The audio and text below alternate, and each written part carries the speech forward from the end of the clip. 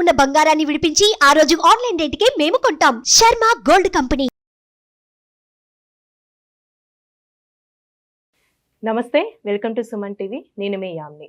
మనకి మే 1 నుంచి గురుగ్రహ మార్పు అనేది మేషరాశి నుంచి వృషభ రాశికి మారుతుంది కాబట్టి అసలు ఈ 12 రాశుల వారికి ఏ విధంగా ఉంటుంది ఈ మే నెలలో, ఈ విషయాలు మనకి తెలియచేయడానికి ప్రస్తుతం మనతో ఉన్నారు ప్రముఖ ఆధ్యాత్మికవేత్త, ప్రముఖ జ్యోతిష వాస్తు పండితులు బ్రహ్మశ్రీ డాక్టర్ నాయకంటి మల్లికార్జున శర్మ గారు ఉన్నారు. గురుగారితో మాట్లాడి మనకున్న సందేహాన్ని అడిగి తెలుసుకుందాం. నమస్కారం గురుగారు. నమస్కారం. గురుగారు, మే నెలలో అసలు తులారాశి వారికి ఏ విధంగా ఉంటుందండి ఈ గురుగ్రహ మార్పు వల్ల? ఓం శ్రీ గురుభ్యో నమః. తులారాశి వాళ్ళకి గ్రహగమన గతులన్నీ కూడా మనం చూస్తే ముఖ్యంగా దేవగురువైన బృహస్పతి కృత్తికా నక్షత్రం 2వ పాద ప్రవేశంతో వృషభ రాశిలోకి మే 1వ తారీఖున 12:06 మారుతాడు. అంటే ఎప్పుడైతే మార్పు అనేది జరిగిందో ఇక్కడ ఈ తులారాశి వాళ్ళకు వచ్చేటప్పటికల్లా కొంత మిశ్రమ ఫలితాలు ఎక్కువగా వస్తాయి. అంటే అష్టమ స్థానంలో గురువు యొక్క సంచారం. సహజంగా గోచారం అనేది 2, 5, 7, 9, 11 స్థానాల్లో గురువు ఉంటే మంచివాడని శాస్త్రవచనం. ఇక్కడ ఇలా కాకుండా 8వ స్థానంలో గురువు యొక్క సంచారం వల్ల కొంత ఆర్థిక స్థితిగతుల్లో మార్పులు జరిగే అవకాశం ఉంటుంది. మార్పులు జరగటం అంటే ఏంటంటే ఖర్చులు పెరుగుతాయని అర్థం. అంటే ఖర్చు చేసే అవకాశాలు ఎక్కువగా ఉంటాయి. అంటే ఖర్చులు పెరగటంతో పాటు ఆర్థిక పరంగా గతంలో ఏదైతే మనం చేయాల్సిన విషయాలన్నీ కూడా ఉంటాయో వాటన్నిటికీ చేయాల్సిన అవసరాలు ఏర్పడుతుంటాయి. అవసరాలంటే పెండింగ్ ప్రాజెక్ట్స్ ఏవైతే ఉంటాయో, పెండింగ్ పనులు అయితే ఉంటాయో అవన్నీ కూడా ముందుకు వెళ్తారు. దానివల్ల ఏమవుతుందంటే వాళ్ళకి డబ్బులు ఖర్చు పెట్టే అవకాశాలు ఎక్కువ ఉంటాయి. అంటే వృధా ఖర్చులు అయ్యే అవకాశం లేదు, భయపడాల్సిన పని ఏమీ లేదు. అంటే మన దగ్గర డబ్బు ఎసెట్స్ రూపంలో, ఆస్తుల రూపంలో మారుతుంది. అంటే చరాస్తి కాస్త స్థిరాస్తి రూపంలో కన్వర్ట్ అవుతుంది. అంటే మార్పు జరగటం అనేది మంచిదే, తప్పేం లేదు. చరాస్తి స్థిరాస్తి రూపంలో మారటం అనేది మంచిదే, దానిలో మనం ఆలోచన చేయాల్సిన పని లేదు. అంటే అనుకూలమైన పరిస్థితులకు దారితీసే అవకాశాలే మెండుగా ఉంటాయి. అందువల్ల ఆర్థిక ప్రయోజనాల రీత్యా కొంత డబ్బులు ఖర్చు అయ్యే అవకాశం ఉంటుంది. ఆర్థిక పరంగా డబ్బులు వస్తున్నా కొన్ని సందర్భాల్లో డబ్బులు వస్తూ ఉంటాయి కానీ కొంత ఖర్చు అయ్యే స్థితి కూడా ఏర్పడుతుంటుంది. అంటే ఖర్చు కావటం కూడా జరుగుతుంటుంది ఇక్కడ. మరి ఎంతవరకు ఖర్చు అవుతుంది ఏమిటి అనేది కారణం కాదు ఇక్కడ. అంటే మన డబ్బు మనకు ఖర్చు అవుతుంది, కానీ ఖర్చు అయింది మంచిగా ఖర్చు పెట్టే అవకాశాలు ఎక్కువగా ఉంటాయి. అందువల్ల తులారాశి వాళ్ళు భయపడాల్సిన పని లేదు. నూతన వ్యాపారాల్లో కానీ నూతన ఉద్యోగాల్లో వీళ్ళు చేరరు. మే నెలలో కదా, ఈ సంవత్సరం అంతా గురువు సంవత్సర కాలం పాటు ఉంటాడు కాబట్టి ఈ మే నెలలోనే కాదు మిగతా నెలలో కూడా చేరటు. అంటే సంవత్సర కాలం పాటు అంతే ఉంటుంది. అంటే గురువు సంవత్సర కాలం పాటు ఉంటాడు కాబట్టి ఈ సంవత్సరం అంతా ఉన్న ఉద్యోగాన్ని కొనసాగిస్తారు, ఉన్న ఇంట్లో కొనసాగిస్తారు, ఉన్న వ్యాపారాన్నే కొనసాగిస్తుంటారు. అంటే నూతన ఆలోచనలు అనేవి పెట్టరు వీళ్ళు. నూతన ఆలోచనలు పెట్టకుండా ఉండటం కూడా మంచిదే.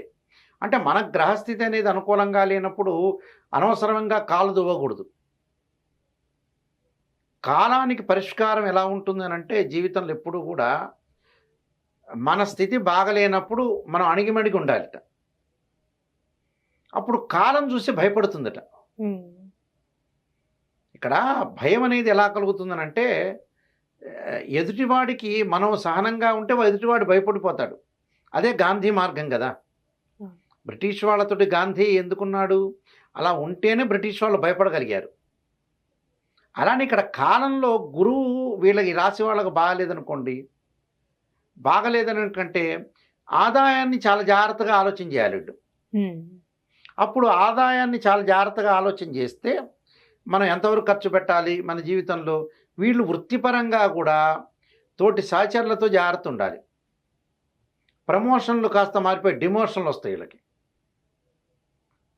ప్రస్తుతం చేస్తున్న వ్యాపారంలో పార్ట్నర్షిప్ వ్యాపారం చేస్తుంటారు కదా, ఆ పార్ట్నర్ తోటి మితంగా ఉండాలి, ఎక్కువగా మాట్లాడకూడదు. మాట్లాడితే వివాదాలు వస్తాయి వీళ్ళకి. అంటే వివాద రహితుడుగా ఉండాలి వీళ్ళు. అంటే వివాదాన్ని కొని తెచ్చుకోకూడదు వీళ్ళు. అంటే మనకి కాలం అనేది కాటేస్తుందని మనం అనుకుంటాం చాలాసార్లు. అంటే కాలం అనేది కాటేసే అవకాశం ఉంటుంది కాబట్టి ఆ కాలానికి విధికి తల వంచాలి. అంటే విధి బలమైంది, మానవుడు బలహీనమైన వాడు ఇక్కడ. అందువల్ల చాలా జాగ్రత్తగా ఆలోచన చేసి ఒక్కొక్క మనిషి యొక్క వ్యక్తిత్వాన్ని అంచనా వేసి వెళ్ళాలి వీళ్ళు, తులారాశి వాళ్ళు. తొందరగా డబ్బులు ఎరుగుబడితే వాళ్ళకి ఇవ్వకూడదు. వీళ్ళు ఇస్తే మళ్ళీ రిటర్న్ వచ్చే అవకాశం లేదు ఇక్కడ.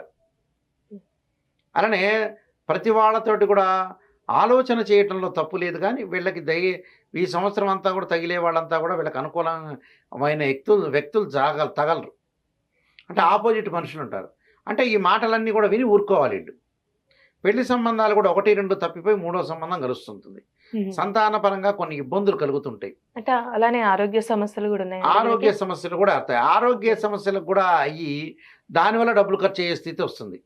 అంటే దీర్ఘకాలిక వ్యాధులు, బీపీ, షుగరు, ఆస్తమా ఇలాంటివి ఉన్న వ్యక్తులు కూడా చాలా జాగ్రత్తగా ఆలోచన చేసి ముందుకు అంటే డబ్బులు ఖర్చు పెట్టడం తెచ్చుకోవడం కష్టం కదా. అందువల్ల ఆరోగ్యాన్ని మెరుగుపరచుకోవడానికి కూడా ముందుగానే ప్రికాషన్ తీసుకొని ముందుకు వెళ్ళాలి వాళ్ళు. అందువల్ల ఇలాంటివన్నీ జాగ్రత్తగా ఆలోచన చేయాలి. పెళ్లి సంబంధాలప్పుడు కూడా అనవసరమైన గొడవలు, ఇళ్ళు కన్స్ట్రక్షన్ చేసేటప్పుడు కూడా అనవసరంగా బిల్డర్స్ తోటి గొడవలు, ఇలాంటి వివాదాల్లో చిక్కుకునే అవకాశం ఒకటి ఉంటుంది. కోర్టు సమస్యలు కూడా కొంత వెంటాడుతుంటాయి. అందువల్ల ఇవన్నీ ఆలోచన చేయకుండా చాలా జాగ్రత్తగా ఆలోచన చేసి ఎవరితోటి కూడా మాట్లాడకుండా మితభాషగా ఉండి చాలా జాగ్రత్తగా అంచనా వేసి ముందుకు వెళ్ళాలి. అలానే ఇప్పుడు కోర్టు సమస్యలు ఉన్న వాళ్ళకి ఎలా ఉంటుందండి?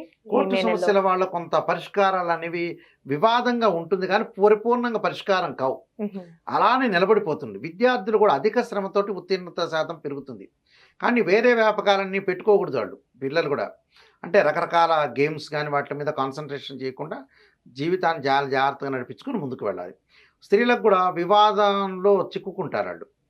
వివాదాలు చిక్కకుండా ఏదైతే ఉన్న వివాదాలని చాలా జాగ్రత్త పరిష్కారం చేయాలంటే ముళ్ళ మీద గుడ్డ వేశారు, ఆ గుడ్డని ఎలా లాక్కొని బయటపడాలి ఇంకంతే. ఆ తర్వాత మళ్ళీ ఆ గుడ్డ అక్కడ వేసుకోకూడదు అని అర్థం. టోటల్గా అంటే వివాదరహితుడిగా ఉండాలి. చాలా జాగ్రత్తగా జీవితాన్ని వీళ్ళు నడిపించుకొని ముందుకెళ్ళాలి. ఎందుకంటే ఇలాంటి విషయాలు వీళ్ళకి చెప్పామనుకో అమ్మా జాగ్రత్త పడతారు. ఇది నెగిటివ్ షేడ్ కాదు, ఇది ఉన్న విషయాన్ని ఫ్రాంక్గా చెప్తే మనం వాళ్ళని సేవ్ చేసిన వాళ్ళం అవుతాం. ఇలా గురువుగారు నాయకంటి గారు ఎలా చెప్పారు, మనం ఈ సంవత్సరం అంతా జాగ్రత్త ఉండాలి డబ్బు గురించి అంటే వాళ్ళు బాగుపడినట్టు అర్థం. అలా మనం చెప్పిన ప్రకాశం తీసుకుంటే బాగుపడినట్టాడు. అలా కొన్ని పరిహారాలు చేసుకుంటే చాలు. పరిహారం అంటే ఏంటండి? పరిహారం అంటే ఆరోగ్యపరంగా వీళ్ళు ఆరోగ్య ఇబ్బందులు కలిగి డబ్బులు ఖర్చు కాకుండా ఉండాలంటే ఆరోగ్యాన్ని మెరుగుపరుచుకోవాలి. ఓర్ణమస్వే పంచాక్షర ఒకటి, శరీరే జర్జరీభూతే వ్యాధిగ్రస్తే కలేబరి ఔషధం జాహ్నవీతోయం వైద్యో నారాయణ హరి అనే మంత్రాన్ని దేవానాంచ ఋషీనాంచ గురుకాంచన సన్నిపం బుద్ధిమతంతు లోకేశం తమ్ నమామి బృహస్పతి అనే మంత్రాన్ని చక్కగా చదువుకుంటే చాలు. చక్కగా చదువుకొని భగవంతుడి యొక్క అనుగ్రహాన్ని నేను చెప్పిన విషయాలన్నీ కూడా పాటిస్తే ఖచ్చితంగా మంచిగా ఉంటుంది వాళ్ళకి. చాలా చక్కగా తెలియజేశారండి. తులారాశి వారికి సంబంధించి ధన్యవాదాలండి. నమస్కారం అండి. సుమన్ టీవీలో మీ పర్సనల్ అండ్ బిజినెస్ ప్రమోషన్స్ కోసం కింది నెంబర్కి కాంటాక్ట్ చేయండి.